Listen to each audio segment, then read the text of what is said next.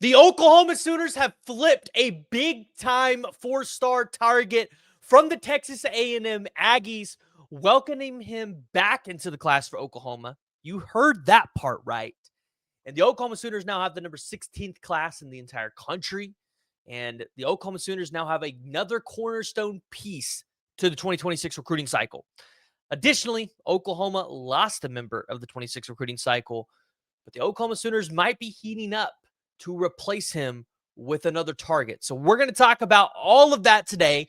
Before we do, I want to hear from y'all. So join the discussion, jump in the comments below, and let me know what your thoughts are on the recent commitment flip for the Oklahoma Sooners.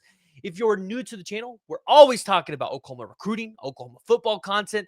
We'd love to have you be a part of it every single time we post a video. So hit that like and hit the subscribe button. And if you watch the videos all the time, make sure you're subscribed, because a lot of people, I think like 64% of you that watch these videos are not subscribed. So just make sure you're subscribed. Really helps the channel out, really helps the channel grow, and helps reach more people like you that like watching OU football content.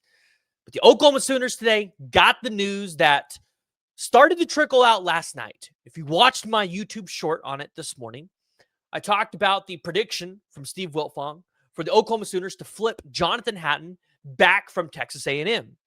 You might be saying, what do you mean by back? Well, for those of you who don't remember, on December 2nd of 2024, Jonathan Hatton actually decommitted from Oklahoma. Now, at the time, this was significant because he's one of the best running backs in the class. I think right now he's the number 4th, according to 247 composite rankings, as well as being the 74th overall player in the entire country. But it's pretty significant because this was the longest standing commit in the 2026 class at the time. So when Jonathan Hatton decommitted, took a step back, started to reevaluate his recruitment. It took a while, but I think it was like March, he ended up committing to Texas A&M. Made a lot of sense because Texas A&M, closer to home, and then obviously everybody understands the NIL abilities of Texas A&M. And at that point, it really felt like, Jonathan Hatton and Oklahoma probably weren't going to be a thing anymore. That's what it felt like, at least from the info that I was being given. So last night, I saw this, prediction flip come in from Steve Wiltfong. And for those of you who are part of Jay's Discord, like you guys might have kind of seen my reservations towards it. I just didn't see it happening. Like it didn't feel like a realistic possibility for Oklahoma to go out there and flip Jonathan Hatton. But man, was I sorely mistaken and was I wrong? Jonathan Hatton flipped from Oklahoma to A&M back to Oklahoma, and he makes Oklahoma's class the number 16th class in the entire country. And that's a big addition. Coming in at like 6'1", 215 pounds out of Cibolo, Texas. One of the things that you're getting with Jonathan Hatton is a back that is able to really just go down and kind of more of like what you got with Javonte Barnes, but with speed, right? Somebody that's going to be able to finish through contact, pound through. Think of Xavier Robinson. I think that's probably a good comp. But he's also not going to be a guy that you're just going to run him straight up the middle. Like he's going to be a guy that can, run down the outside a little bit, but he's not going to be a guy that when he gets in the open field, he's going to be like Torrey Blaylock and just, have this breakaway track speed, like track winning speed. Like Torrey Blaylock was a track winner. He's not going to have that kind of speed, but definitely a wide receiver that is, going to go through contact a little bit, kind of like what you saw Ahmad Hardy do this week with Oklahoma. Now, not a great pass catcher, or at least we didn't see him get utilized as a pass catcher with Cibolo High School. So maybe that's an area that he can improve for Oklahoma. I know that is, I think, a part of the offense where I feel like it's been missing, right? Having a running back that we can do in some of those screen passes. But this is a guy that is highly productive through high school. Go look at what he did this year. 159 rushing attempts for 1,300 yards, 16 rushing touchdowns. He had 2 receiving touchdowns. Now, his touchdowns were a little bit down from last year and the year before, where he was at 20 and 21. But in his career, 59 total touchdowns, 3,969 yards, and a total of 2 receiving touchdowns and 105 receiving yards.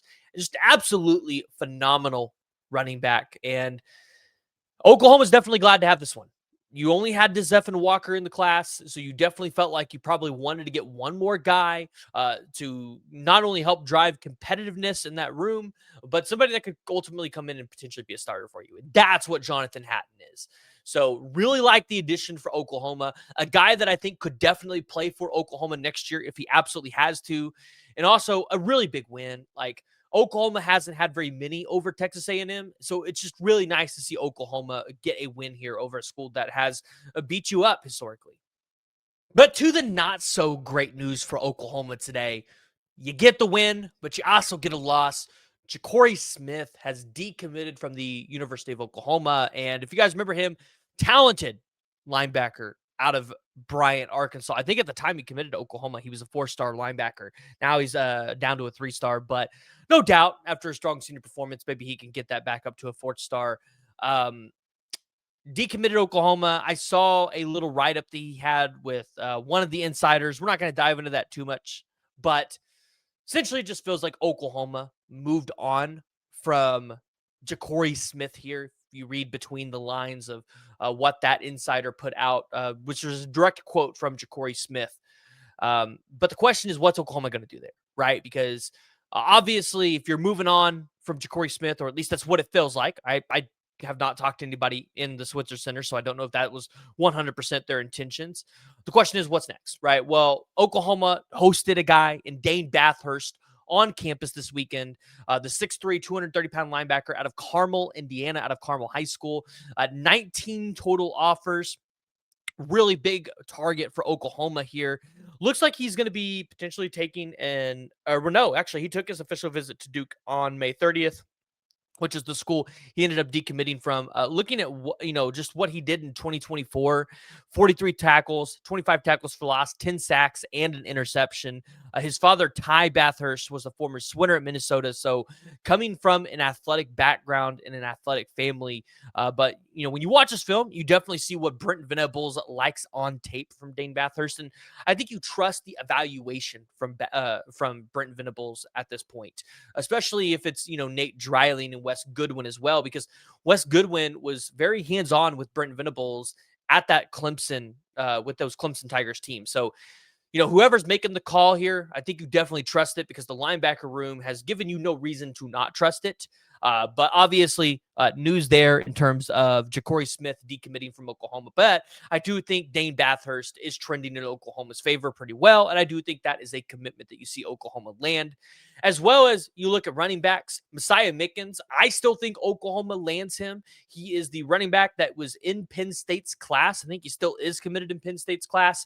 Took a official visit out to Virginia Tech this past weekend, where James Franklin is now the head coach. I think a lot of people are just going to immediately jump on the presumption that Messiah Mickens is going to follow James Franklin out there. And I don't think that's wrong to think that, but I still like where Oklahoma sits. And I wonder, hey, are they still going to push for him? Because he's a really talented running back and somebody that I think could provide some significant value for Oklahoma. So jump in the comments below, join the discussion. Let me know what you guys think. And if you're new to the channel, hit that like, hit that subscribe button, and we'll see you all next time.